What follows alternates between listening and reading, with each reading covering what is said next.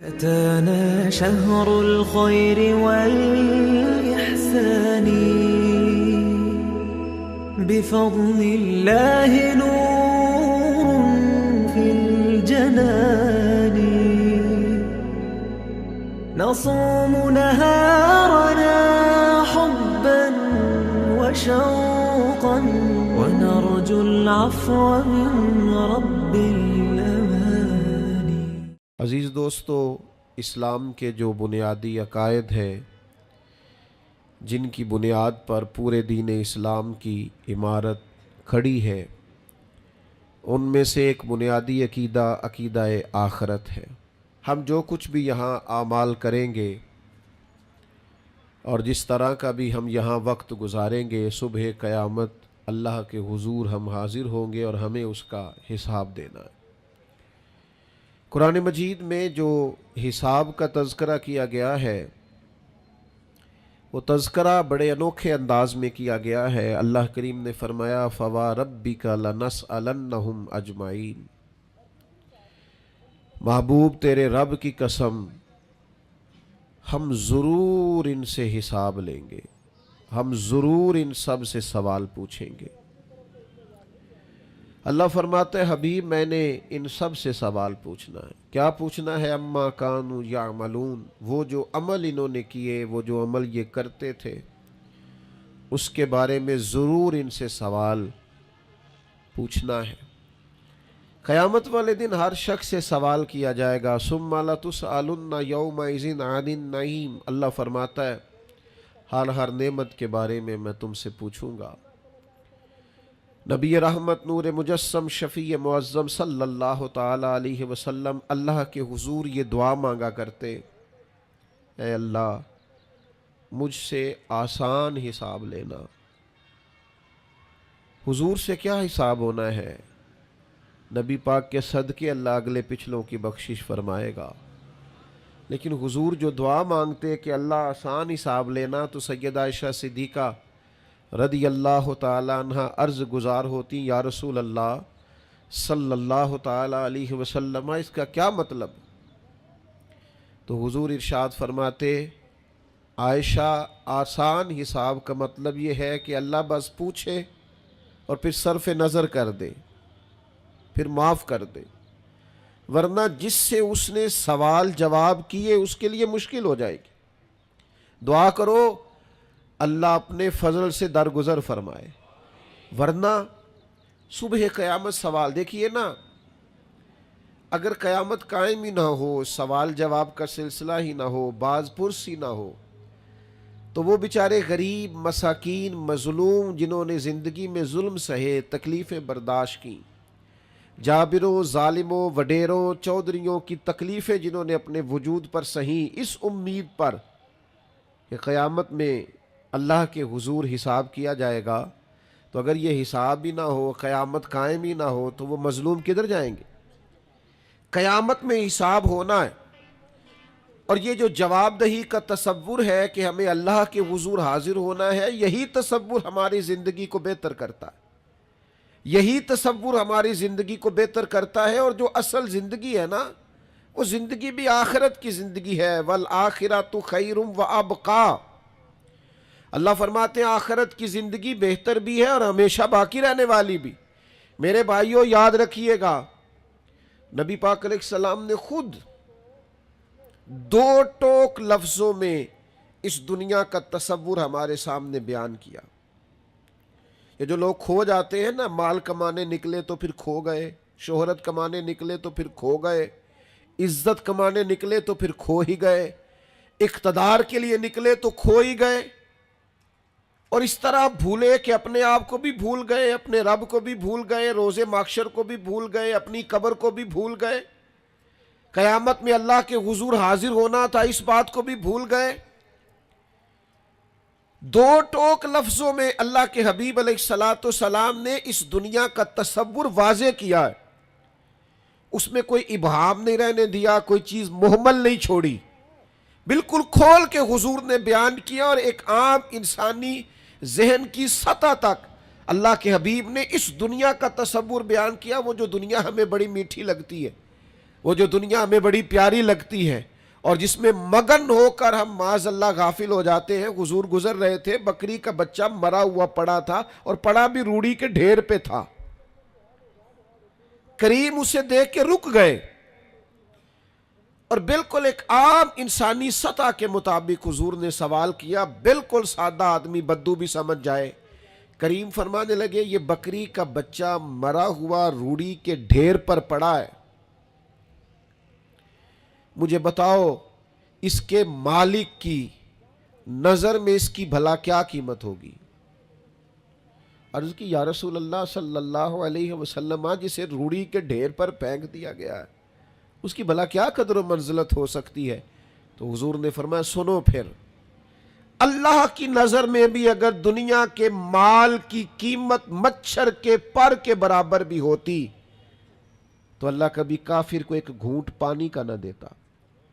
اس کی کوئی قیمت نہیں دنیا کے مال کی, اس لیے تو کافر کو بھی دیا, اس لیے تو فاسق کو بھی دیا, اس لیے تو ظالم کو بھی دیا. بے ایمان اور بددیانت کے گھر میں بھی بہت سارا مال و دولت ہے, ہاں جس کے ساتھ وہ بھلائی کا ارادہ کرتا ہے اسے اپنے دین کی سمجھ عطا فرماتا ہے.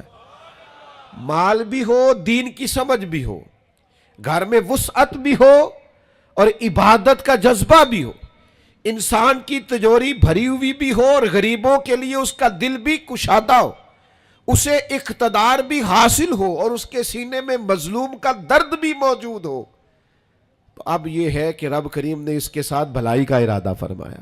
لیکن اگر یہ کہ فقط دنیا ہی ہو, فقط پیسہ ہی ہو, فقط اقتدار کا لالچ ہی ہو, کھو نہ جائیں یارو, ہم کہیں کھو نہ جائیں. کہیں ایسا نہ ہو کہ کاروبار کی مشقت سجدوں کی لذت لے جائے, کہیں ایسا نہ ہو کہ دولت جمع کرنے کی حرص غریب کا درد ہم سے لے جائے, کہیں ایسا نہ ہو کہ اقتدار کی دوڑ میں ہم کسی مظلوم کی آہ ہی نہ سنیں, ہم کسی کا دکھ ہی نہ بانٹیں. آخرت کا تصور ذہن میں رکھیں. وہ جو قیامت کے دن اللہ کے حضور کھڑے ہونا ہے, وہ جو قیامت میں رب کریم کی بارگاہ میں ہم نے حاضر ہونا ہے, اس حاضری کے تصور کو اور جواب دہی کے تصور کو اپنے ذہن میں لائیں. یاد رکھیے گا 3 چیزوں کے علاوہ ہر چیز کا حساب دینا ہے. ایک سر چھپانے کے لیے جھونپڑی مکان, ایک پہننے کے لیے کپڑا, ایک کمر سیدھی کرنے کے لیے غذا. اس کے علاوہ جو کچھ بھی ہے اس سب کا حساب دینا ہے. نبی رحمت صلی اللہ تعالی علیہ وسلم نے جو حدیث بیان کیا نا حساب کے لیے, آپ یقین کریں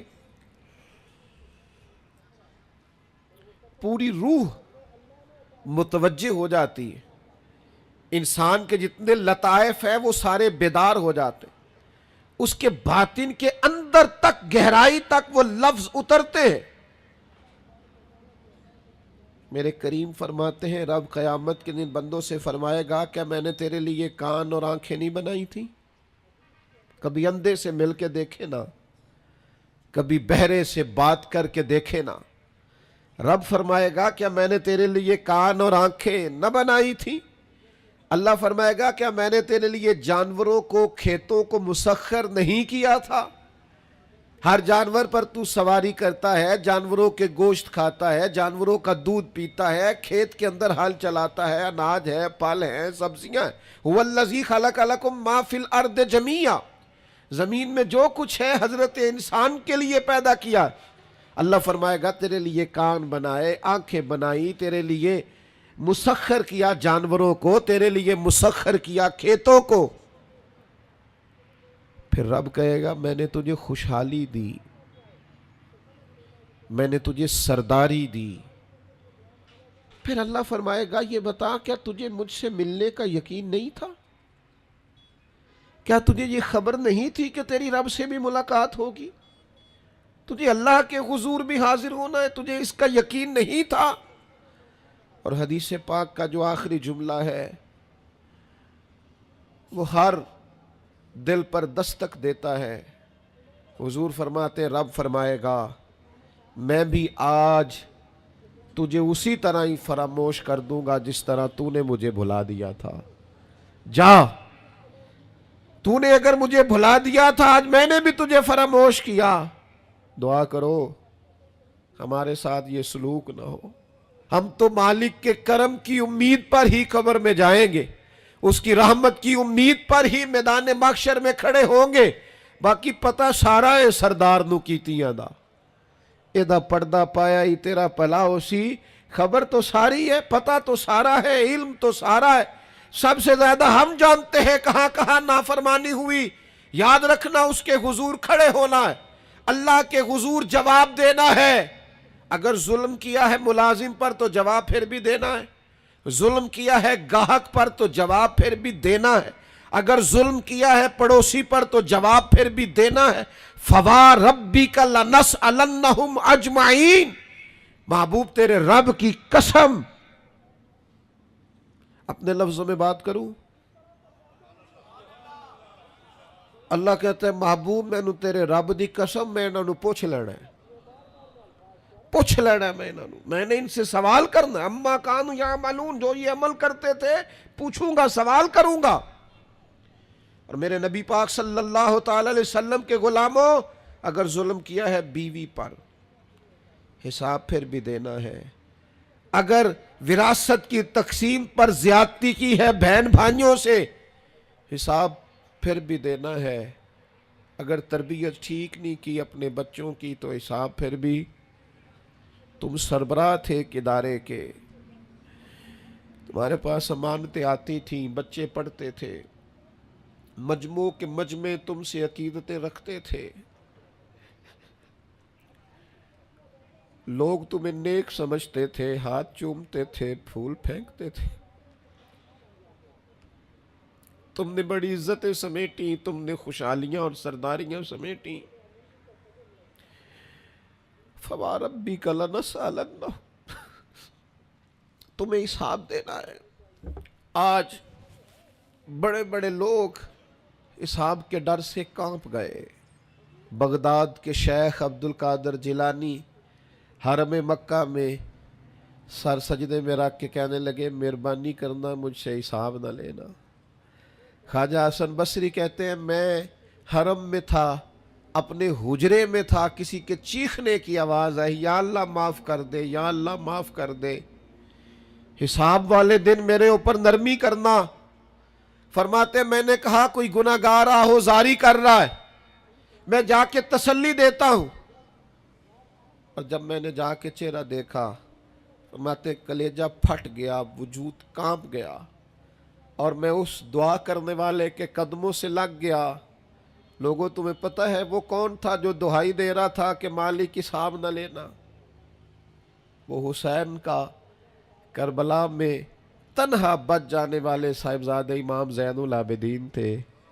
وہ شیر خدا کا پوتا، فاطمہ کا جگر پارا، تعلیم امت کے لیے حرم مکہ میں اللہ کے حضور آہوزاریاں کرتا ہے. مالک وَلِمَنْ خَافَ مَقَامَ رَبِّهِ جنتان. اللہ کہتا ہے جو میرے سامنے کھڑے ہونے سے ڈرے گا میں 2 جنتیں دوں گا.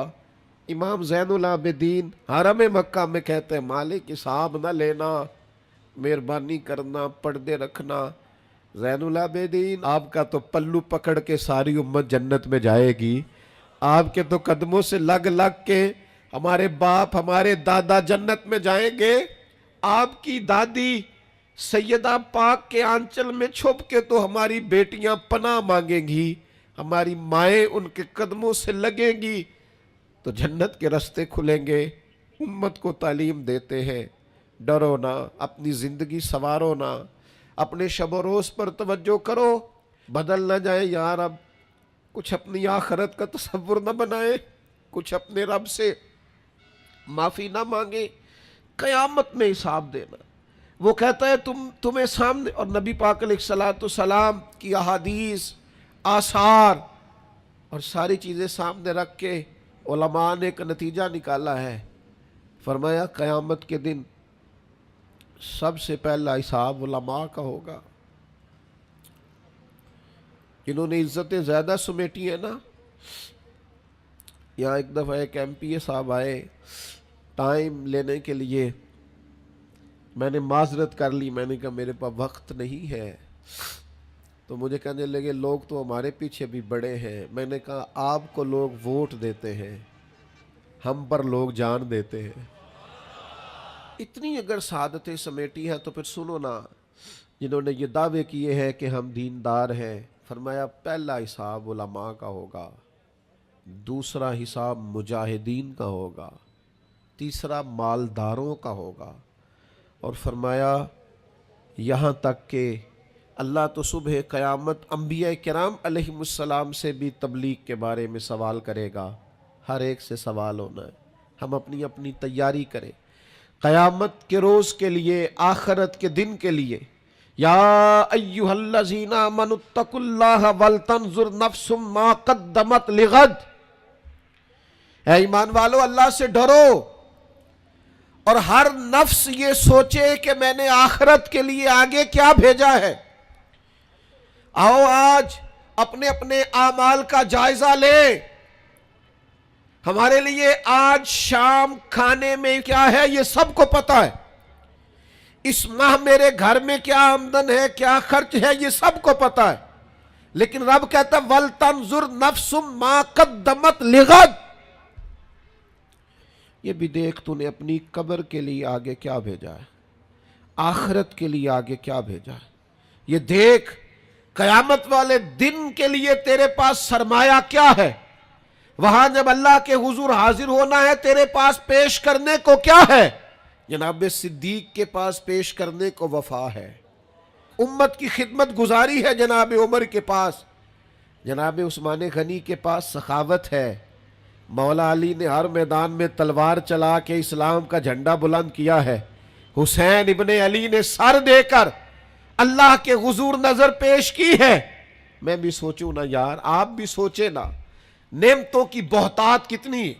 ہماری بھری ہوئی تجوریاں، ہمارے آنگن میں کھیلتی ہماری اولادیں، ہمارے ارد گرد ہمارے دوستوں کی لائنیں، ہمارے دسترخوان پر بچھی ہوئی نعمتیں، ہمارا تندرست وجود، ہماری بولتی زبان، ہماری دیکھتی آنکھیں، ہمارے سنتے کان، ہماری سانس لیتی روح. اس سارے وجود سے ہم نے کیا اکٹھا کر کے اپنی آخرت کے لیے بھیجا ہے. صبح قیامت کے لیے ہم نے سامان کیا کیا ہے. اللہ کے حضور جب ہمیں جواب دینا ہے تو ہمارے دامن میں کیا ہے، کیا پیش کرنا ہے. آج اپنے دل سے، اپنی روح سے یہ سوال ہمیں ضرور کرنا ہے، اور ایک بار نہیں 100 بار کرنا ہے، اور بار بار کرنا ہے. نبی پاک صلی اللہ تعالی علیہ وسلم نے ارشاد فرمایا ہے، حضور فرماتے 5 سوال پوچھے گا رب قیامت کے دن، اور جب تک تم ان سوالوں کے جواب نہیں دو گے تمہیں ہلنے نہیں دیا جائے گا. ایک یہ پوچھا جائے گا عمر کہاں گزری، سارا وقت ضائع ہو گیا موبائل پہ، سارا ٹائم ضائع ہو گیا خوش گپیوں میں، شغل میلہ، آنا جانا، عمر ساری قیمتی وقت ضائع کر دیا. اور پھر ایک سوال، اسی سوال سے متعلقہ دوسرا ہوگا جوانی کہاں گزاری، وہ ساری کھیل کود میں گزر گئی، لہو و لعب میں گزر گئی، گیموں میں گزر گئی. یہ سوال ہوگا. اور تیسرا سوال رب پوچھے گا بتاؤ نا مال کہاں سے کمایا، ذرائع آمدن بتاؤ. دنیا میں تو تم نے دھول جھونک لی، جہاں دھونکنی تھی یہاں بتاؤ کہاں سے کمایا، اور کما کر بھی تم مالک نہیں ہوئے. چوتھا سوال یہ پوچھا جائے گا بتاؤ مال خرچ کہاں کیا. اور میرے نبی پاک فرماتے ہیں 5واں سوال یہ ہوگا، یہ بتاؤ اپنے علم پر عمل کتنا کیا. لیکچر دینا آسان ہے، تقریر کرنا آسان ہے، واعظ کرنا آسان ہے، سمجھانا آسان ہے، فیس بک پر اچھی نصیحت لکھ دینا آسان ہے، روز صبح واٹس ایپ پہ سب کو بہترین نصیحتیں بھیجنا آسان ہے. لیکن قیامت کے سوالوں میں سے ایک معتبر سوال ہے، بخاری میں موجود ہے. 5 سوالوں میں سے آخری سوال یہ ہے کہ جو تم جانتے تھے، جس کا تمہیں علم تھا، جو تم نے سیکھا تھا، جو تم نے پڑھا تھا، اس پر تمہارا عمل کتنا تھا. کس کو نہیں پتا نماز فرض ہے، کس کو نہیں پتا والدین کی خدمت کرنا ضروری ہے، حلال حرام کی تمیز سے کون آگاہ نہیں ہے، کون نہیں جانتا کہ میرا رویہ تلخ ہے، لوگوں کو تکلیف دیتا ہے، کون نہیں سمجھتا کہ میری فلاں فلاں چیز کی وجہ سے فلاں فلاں لوگ تڑپتے ہیں، سسکتے ہیں، روتے ہیں؟ بہت ساروں کو پتہ ہے کہ میری بیوی، میرے بچے، یہ کچھ عورتوں کو پتہ ہے میرا شوہر، میرے خاندان والے میری وجہ سے تکلیف میں، بہت سو کو پتہ ہے میری وجہ سے میرے پڑوسی تکلیف میں، بہت سو کو پتہ ہے میری وجہ سے میرے ملازم تکلیف میں ہیں۔ تم سے پوچھا جائے گا آپ نے علم پر کتنا عمل کیا؟ وہ جو تم جانتے تھے، جتنا تمہیں شعور تھا، آج پوری امت مسلمہ میں کیا ہو رہا ہے؟ تقریریں، واعظ و نصیحت، فقط واعظ و نصیحت۔ اقبال کہتے ہیں مسجد تو بنا دی شب بھر میں ایمان کی حرارت والوں نے، اور یہ دیکھنا کیا کہتے ہیں من اپنا پرانا پاپی تھا، برسوں میں نمازی بن نہ سکا۔ اور اقبال بڑا اپدیشک ہے، من باتوں میں موہ لیتا ہے، بڑی سونی باتیں کرنی آتی ہے ہمیں۔ اقبال بڑا اپدیشک ہے، یہ من باتوں میں موہ لیتا ہے، پر گفتار کا قاضی ہے یہ بنا، کردار کا غازی بن نہ سکا۔ گفتار کا قاضی غازی بننا آسان ہے، لیکن اپنے عمل میں نکھار لانا، ہاں۔ سب سے پہلے دو چیزوں کا حساب ہونا قیامت میں، یاد رکھیے گا۔ اعمال میں سب سے پہلے نماز کا حساب ہوگا۔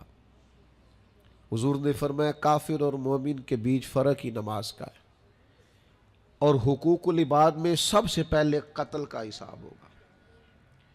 یہ دو حساب سب سے پہلے، اور کچھ لوگ ایسے بھی ہوں گے جن کا حساب آسان ہوگا۔ نبی پاک علیہ السلام نے وہ 3 لوگ بھی بتائے ہیں جن سے میرا مالک آسان حساب لے گا۔ یا رسول اللہ کون کون سے؟ حضور نے فرمایا جس سے لوگ توڑتے تھے پر وہ جوڑتا تھا، رب آسان حساب لے گا۔ اور کریم فرماتے ہیں، یہ آپ نے بھولنے نہیں، یہ لب لباب ہے ساری گفتگو کا، یاد رکھ۔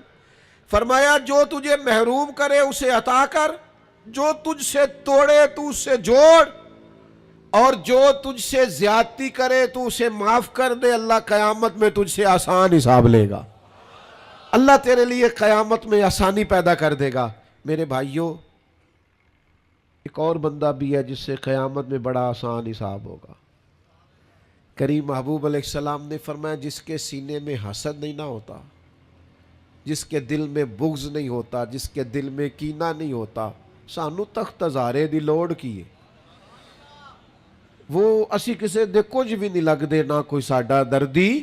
وہ جو سینہ بالکل، جن کا سینہ بے کینہ ہوتا ہے نا، کشادہ دل، سب کے لیے پیار، سب کے لیے محبت، سب کے لیے وارفتگی، ہر ایک، سارے سمجھتے ہیں مجھ سے ہی پیار زیادہ ہے، سینہ کشادہ ہے، دل بڑا ہے۔ فرمایا جن کے سینے کشادہ ہوں گے، بغض سے، عداوت سے، حسد سے، کینے سے پاک ہوں گے، اللہ قیامت میں آسان حساب لے گا۔ اچھا، میرا وجدان کہتا ہے کہ میرے نبی پاک کے پاک لفظوں کا معنی یہ ہے قیامت میں رب ان سے فرمائے گا جاؤ میں نے تمہیں معاف کیا۔ جن کے سینے صاف ہوں گے، دل صاف ہوں گے، پاک ہوئے تے پاک ہی مل ڈائی، بنا پاکوں پاک نہیں ملدا۔ سارے وجود نو دھون دے نالوں اکو دھولا ٹکڑا دل دا، دل ہو صاف، دل ہو کشادہ، 14 طبق دلے دے اندر اسا تمبو وانگو تانے ہوں۔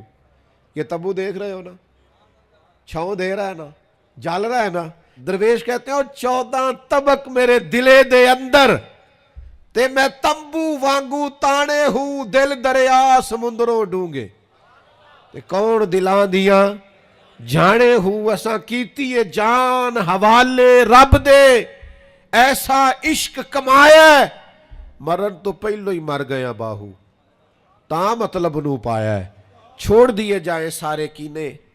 جب قیامت میں اللہ کے حضور حاضری کا ڈر ہو نا، تو پھر نہ بندہ بددیانت نہیں ہوتا، بے ایمان نہیں ہوتا، لاکھوں کروڑوں اربوں بھی آئیں تو کبھی بھی اس کی رال نہیں ٹپکتی، کبھی بھی اس کا دل للچاتا نہیں۔ اور اگر لوگ بددیانت ہو جائیں تو چوری ککھ دیوی تے چوری لاکھ دیوی، پھر لوگ 1 روپیہ بھی نہیں چھوڑتے، پھر ذرا سی بات پہ بددیانت ہوتے ہیں۔ صحیح بخاری مسلم میں حدیث ہے، نبی پاک علیہ السلام فرماتے ایک شخص نے زمین بیچی، دوسرے نے خرید لی، جب وہ خریدنے والے نے اسے کھودا تو اندر سے خزانہ نکل آیا، مجھے بتاؤ خزانہ نکلے تو لوگ چھپاتے نہیں پھرتے، لوگ تہ کے اندر نہیں لے کے جاتے. وہ خزانہ نکل آیا. اس نے کیا کیا؟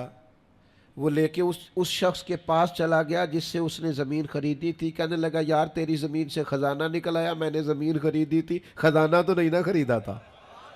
یہ ذرا دیانت کا عروج دیکھو، تقوی کا نور دیکھو. یہ دیکھو باطن کیسے تھے لوگوں کے.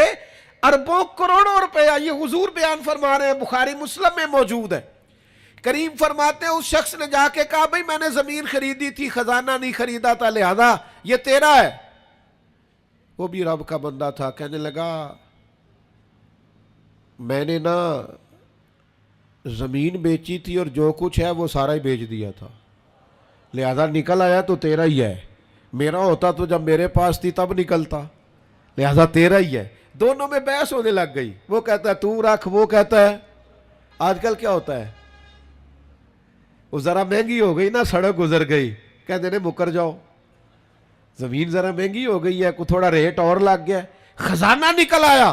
حضور فرماتے ہیں وہ دونوں ایک دانا کے پاس گئے اور جا کے کہا یار یہ مسئلہ بن گیا ہمارے لیے، خزانہ نکل آیا زمین سے، تو اب میں اسے کہتا ہوں تو لے واپس چونکہ تیری زمین سے نکلا ہے، تو یہ کہتا ہے میں نے زمین بیچی تو خزانہ بھی بیچ دیا. وہ دانا کہنے لگا تمہاری کوئی اولاد بھی ہے؟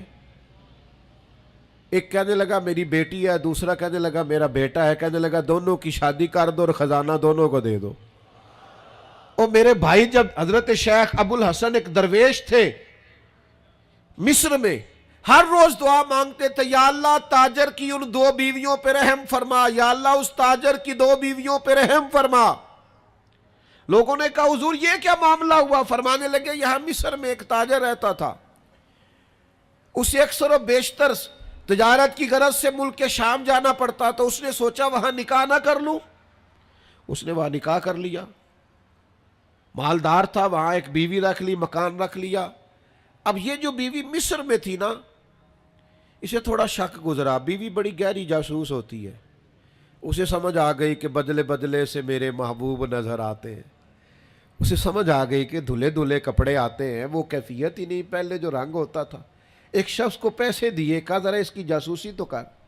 شیخ فرماتے ہیں وہ ملک شام پہنچا، اس کے پیچھے پیچھے وہاں جا کے اس نے واپس آ کے خبر دی کہ تیرے شوہر نے تو نکاح کیا ہوا. لیکن اتفاق کی بات یہ کہ اس دفعہ جب یہ سفر سے آیا تو شدید بیمار تھا. بیوی حوصلے والی تھی، صبر والی تھی. اس نے سوچا کہ ذرا صحت اس کی ٹھیک ہوتی ہے تو پھر میں اس سے بات کروں گی کہ تم نے مجھے بتایا ہی نہیں اور نکاح کر لیا ہے. لیکن اس کی طبیعت ٹھیک نہ ہوئی، وہ زیادہ بیمار ہوا حتیٰ کہ انتقال کر گیا. اولاد کوئی نہیں تھی. اس بیوی نے عدت گزاری اور پھر جتنی جائیداد تھی اس کا وہ حصہ جو دوسری بیوی کا بنتا تھا وہ سارا اونٹوں پہ رکھا اور مصر سے لے کر شام پہنچی اپنے بھائیوں اور عزیزوں کے ساتھ. اور اسے جا کے کہنے لگی زمانہ تو نہیں جانتا پر میں تو جانتی ہوں نا، اللہ کو جواب دینا ہے. اس کی تو بھی بیوی ہے، جتنی میں حقدار ہوں تو بھی حقدار ہے، لہذا یہ حصہ تیرا رکھ لے. وہ کہنے لگی میری بہن اللہ تجھے جزا دے، جس رب کو تو نے قیامت میں حساب دینا میں نے بھی اسے ہی دینا ہے. میرا شوہر یقیناً میرا شوہر تھا، میرا اس سے نکاح ہوا تھا، پر اس دفعہ جب وہ آیا تو شدید بیمار تھا. کہنے لگا شاید میں بچ نہ سکوں. وہ ایک مکان مجھے دے گیا، کچھ مجھے میرا حصہ دے گیا اور مجھے طلاق دے گیا. کہنے لگا کہ تو جہاں چاہے نکاح کر لینا، میری صحت مجھے لگتا ہے کہ اب وقت جانے کا آ گیا. کہنے لگی بہن چونکہ مجھے طلاق ہو گئی تھی اب میں اس میں سے حصے دار. شیخ فرماتے ہیں گواہ دونوں کے پاس کوئی نہیں تھا پر دونوں اللہ کو جواب دینا چاہتی تھی. اس تقوی کا مظاہرہ کیا. فرماتے ہیں میرا دل کرتا ہے جب بھی نماز پڑھتا ہوں تاجر کی دونوں بیویوں کے لیے دعا کرتا ہوں. فَوَرَبِّكَ لَنَسْأَلَنَّهُمْ أَجْمَعِينَ. محبوب تیرے رب کی قسم قیامت میں ان سے حساب لوں گا. یہ جو آخرت کا تصور ہے نا، حضرت ابو ذر غفاری رضی اللہ تعالیٰ عنہ نے اپنے غلام سے کہا جو بہترین اونٹ ہے وہ اللہ کے رستے میں خرچ کر دو، خیرات کر دو، بہترین. شام کو سیدنا ابو ذر غفاری رضی اللہ تعالیٰ عنہ تشریف لائے تو وہ جس اونٹ کے بارے میں آپ اشارہ کر کے گئے تھے خرچ کر دینا، اللہ کے رستے میں دے دینا، وہ بندھا ہوا ہے، اور اس سے جو دوسرے نمبر کا کم، اس سے جو کم قیمت کا تھا، باقی سب میں بہتر لیکن اس سے کم قیمت کا، وہ اونٹ آپ کے غلام نے اللہ کے رستے میں خرچ کر دیا، خیرات کر دیا۔ تو آپ فرمانے لگے یار میں نے تمہیں کہا تھا یہ اونٹ دینا۔ وہ کہنے لگا حضور یہ تو آپ کی سواری کا اونٹ ہے نا، تو میں نے چاہا تھا جو آپ کی سواری کا اونٹ ہے وہ رکھ لیا جائے۔ تو سیدنا ابو ذر غفاری رضی اللہ تعالیٰ عنہ فرمانے لگے میں سواری کے لیے تو تجھے کہہ رہا تھا خرچ کر دے، پر دنیا کی سواری کے لیے نہیں، آخرت کی سواری کے لیے۔ وہ جو قیامت میں اللہ کے حضور پیش ہونا ہے تو میں نے کچھ بھیجا ہوا تو ہو، وہاں میرے پاس کوئی خزانہ تو ہو، آخرت کی جمع پونجی تو ہو، کوئی ہو نا میرے پاس جو میں نے آخرت کے لیے۔ ناراض نہ ہونا، بہت سارے معاملات میں ہم اولاد سے نہیں مشورہ کرتے، نہیں گھر والوں سے پوچھتے، اللہ کے راستے میں خرچ کرتے ہوئے کیوں کہتے ہو مشورہ کر کے بتاؤں گا، بات کر کے بتاؤں گا؟ جب اپنے دنیاوی بہت سارے معاملات میں آزاد ہوتے ہو تو اپنی آخرت کا ذخیرہ جمع کرنے کے لیے کیوں ہم آزادی کے ساتھ فیصلہ کیوں نہیں کرتے؟ نبی رحمت نور مجسم شفیع معظم صلی اللہ تعالی علیہ وآلہ وسلم گھر میں تشریف لائے، حضور نے پوچھا کیا ہے کھانے کے لیے؟ عرض کی حضور ایک بکری ذبح کی تھی، ساری بانٹ دی ہے، ایک دستی بچی ہے، ایک ٹانگ کی دستی کا کچھ حصہ بچا ہے۔ تو حضور نے فرمایا نہیں، جو تم نے بانٹ دیا ہے وہ سارا ہی بچ گیا ہے۔ کیوں؟ وہ آخرت کے لیے جمع ہو گیا ہے، وہ سارا بچ گیا۔ یہ جو تم نے کہا ہے نا یہ بچی ہے، یہ نہیں بچی، بچا تو وہ سارا ہے جو راہ خدا میں بانٹ دیا گیا۔ میرے عزیزو، اتنا بڑا مجمع ہے، ہزاروں کی تعداد میں آپ لوگ تشریف لائے ہیں، میں عاجز آدمی، آپ سب سے زیادہ گناہگار، صرف ایک پیغام دینا چاہتا ہوں، اللہ کے سامنے ہم نے کھڑے ہونا ہے، اپنی آخرت کی تیاری کریں۔ میں بھی آج نئے سرے سے اپنی زندگی پر غور کروں گا، آپ بھی نئے سرے سے اپنی زندگی پر غور کریں۔ میں بھی آج اللہ کے حضور صدق کے دل سے معافی مانگوں، ہم سب اللہ کے حضور حاضر ہیں، جمعہ پڑھنے آئے ہیں، معافی مانگے، سارے اپنے رب کی بارگاہ میں عرض گزار ہوں کہ ہمارا مالک ہمارے اوپر فضل کرے اور ہمیں ایسی توفیق دے کہ ہم اپنی آخرت کے لیے کوئی ذخیرہ کر سکیں۔ آخرت کی فکر بڑی اہم چیز ہے۔ آخرت کی وہ کچھ لوگ کہتے ہیں نا فکر نہ کرو، فکر نہ کرو، فکر نہ کرو، سارے دوست یہی کہتے ہیں، آپ میرے قریبی ہیں، میں آپ سے کہتا ہوں فکر کرو، فکر کرو، فکر کرو، پر اپنی آخرت کی فکر کرو۔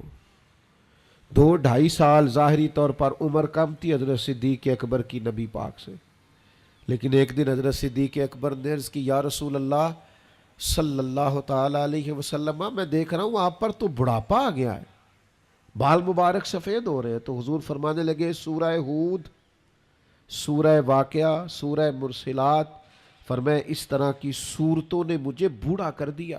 کیوں؟ ان میں قیامت کا ذکر ہے، ان میں آخرت کا ذکر ہے، اللہ کے حضور حاضری کا ذکر۔ ان صورتوں نے، ان کی فکر نے، حضور فرماتے ہیں، یہ ترمذی شریف میں موجود ہے، مجھے بوڑھا کر دیا ہے۔ ہم بھی بوڑھے ہو گئے ہیں پر اولاد کی فکر میں، ہم بھی بوڑھے ہو گئے ہیں مال کی فکر میں، ہمیں بھی کچھ تھوڑی فکر کرنی چاہیے آخرت کی۔ آج سے تیاری شروع کریں، ابھی سے اپنی آخرت کے لیے غور و فکر شروع کریں۔ ایک بات عرض کر، آخرت کی فکر ہونا تو پھر بندہ بندوں کے معاملے میں بھی محتاط ہوتا ہے، بلا وجہ الزام نہیں لگاتا، بلا وجہ بدنام نہیں کرتا۔ میں نے آج آپ کی خدمت میں اس جمعے میں ایک خاص اپنے دل کا درد رکھنا ہے، کسی کے بارے میں بھی پروپیگنڈا چھوڑ دیں، کسی شخص کے بارے میں بھی غلط بات کرنی چھوڑ دیں، پڑوسی، دوست، احباب، محلے دار، جس کے بارے میں حقائق کا نہیں پتہ، اس کے بارے میں ہمیں اللہ کے حضور حاضر ہونا ہے، جواب دینا ہے۔ کوئی بھی کسی بھی کی عزت پر ہاتھ ڈالنا چھوڑ دے۔ اسلام میں چور کی سزا ہاتھ کاٹنا ہے، لیکن اسلام پہلے غور کرتا ہے چوری کیوں کی، اسباب کیا بنے۔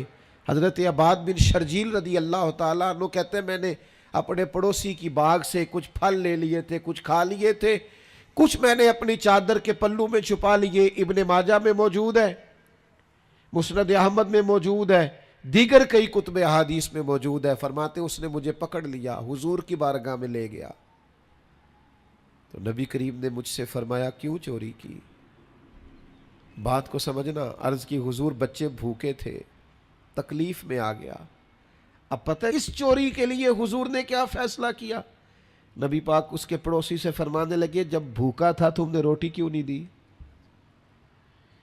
جب یہ جاہل تھا علم کیوں نہیں دیا؟ اور فرماتے ہیں میری سزا حضور نے یہ سنائی کہ ایک اونٹ بھر کے مال کا مجھے دیا گیا۔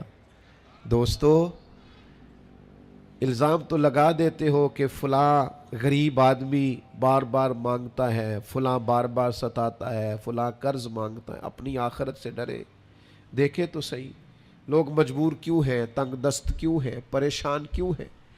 اس جگہ پر جائیں، الجھے الجھے بکھرے بکھرے روز و شب، پوچھے گا کون؟ لوگ تیرا جرم پوچھیں گے، سبب پوچھے گا کون؟ لوگ پوچھتے ہی نہیں، توجہ ہی نہیں کرتے کہ جرم کیوں ہوا، اس کی نوعیت تک لوگ جاتے ہی نہیں۔ خدا را اللہ سے ڈرے۔ آج میری آپ سے نصیحت ہے، آپ کو نصیحت ہے اور میری اپیل ہے، آپ مجھ سے محبت کرتے ہیں، اتنی بڑی تعداد میں آئے ہیں اور میرے پاس کوئی لفظ نہیں ہے میں آپ کا شکریہ ادا کروں، پھر آپ کو جگہ نہیں دے سکا، پھر آج ڈر رہا ہوں کہ یار اس پیار سے لوگ آئے اور پھر ہم نے آپ کو پھوڑ پہ بٹھا ڈالا۔ آپ سے اپیل کرتا ہوں کسی کے بارے میں بدگمانی کرنا، برا سوچنا، الزام لگانا، غیبت کرنا، بغیر دلیل کے کسی کے بارے میں بات کرنا، آج رمضان کا پہلا جمعہ ہے، آج ہم نے چھوڑ کے پھینک کے جانا ہے۔ ہم سینے کشادہ کریں گے، اللہ کے بندوں کے بارے میں دل صاف رکھیں گے، انشاءاللہ تعالی اچھے گمان کریں گے، اچھی سوچیں پیدا کریں گے، صبح قیامت اللہ کے حضور حاضری کا تصور پیدا کریں گے، اپنے دلوں میں نفرتوں کو نکال کے محبتوں کو جگہ دیں گے، پیار بانٹیں گے، خلوص ہوگا، محبت ہوگی۔